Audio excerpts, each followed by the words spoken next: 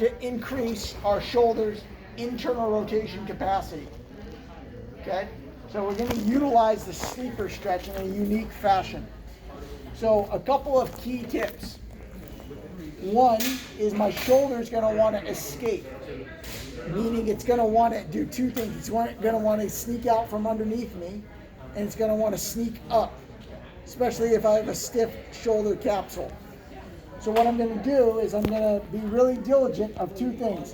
One, pushing elbow back and stacking my shoulders on top of one another.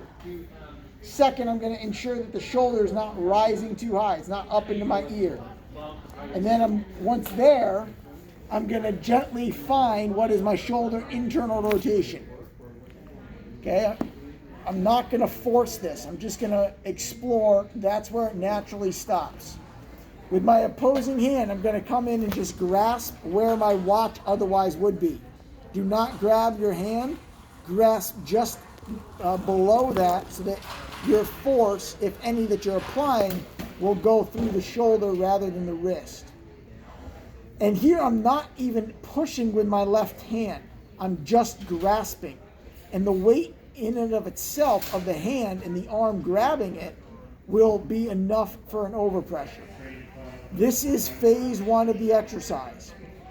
For about a minute, I'm going to do some nice diaphragmatic breathing.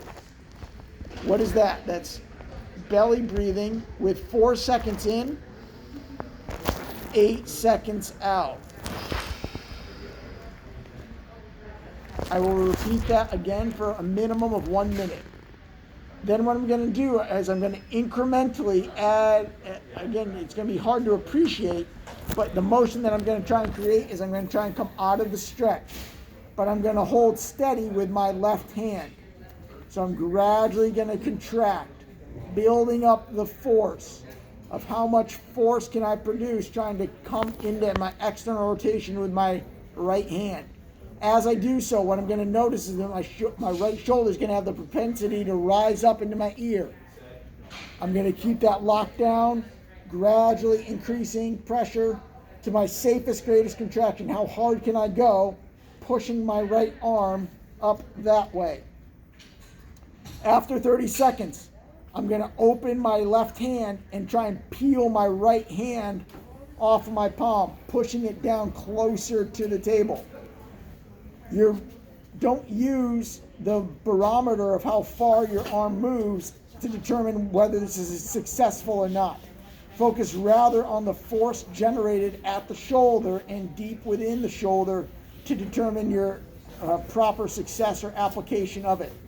After 30 seconds of working really hard, I'm then going to relax the right hand, fall back into my sequence of 4 seconds in, 8 seconds out, as I reacquire the right wrist with my left hand. Breathing 4 seconds in, 8 seconds out, trying to own the new position that I just achieved. 4 phases. Phase 1, breathing into the stretch of internal rotation. Phase 2, pushing out of it, 30 seconds. Phase 3, coming in. And then phase 4, owning the position.